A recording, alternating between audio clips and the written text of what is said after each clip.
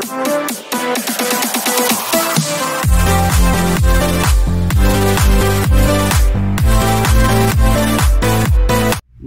back sa ating channel mga kaibigan, at good news para sa ating mga Filipino boxing fans mga kaibigan, at para na rin sa ating lahat ng mga Filipino pagdating sa sports mga kaibigan.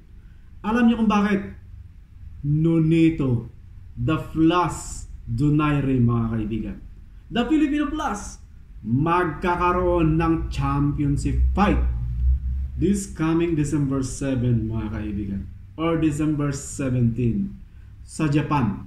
Japanese fighter ang kanyang makakalaban. And take note, this is for the WBA Bantamweight Championship mga kaibigan. Well, Nonito Donaire, si The Flash, will be breaking his own record mga kaibigan as the oldest Bantamweight champion for the second time kapag manalo siya sa laban na ito. And ito pang matindi, akin lang to mga kaibigan, opinion ko lang ito, pag nanalo siya dito, baka there is a possibility na magkalaban sila ulit ni Naoya Inoue mga kaibigan. Possibility yan mga kapatid. That is possible. Alam niyo kung bakit? Sa lahat ng nakalaban ni Naoya Inoue, si The Flash lang mga kaibigan, tanging si Nonito Donaire lang ang nakasira at nakapagpatulo ng dugo sa mata ni Naoya Inoue.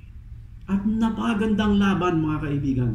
Sana magkalaban sila ulit, at sana kakaibang level ng performance ang makikita natin dahil sa mga previous fight ni Naoya Inoue, medyo naburingan tayo, no?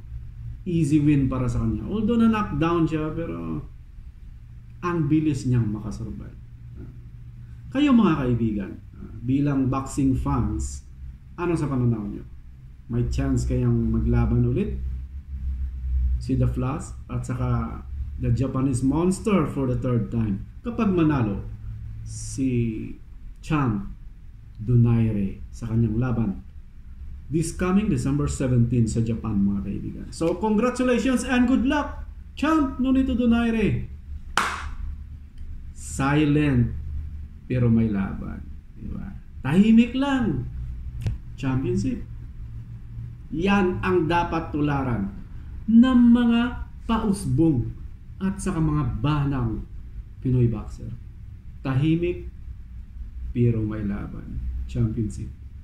Bigating laban, ganun dapat.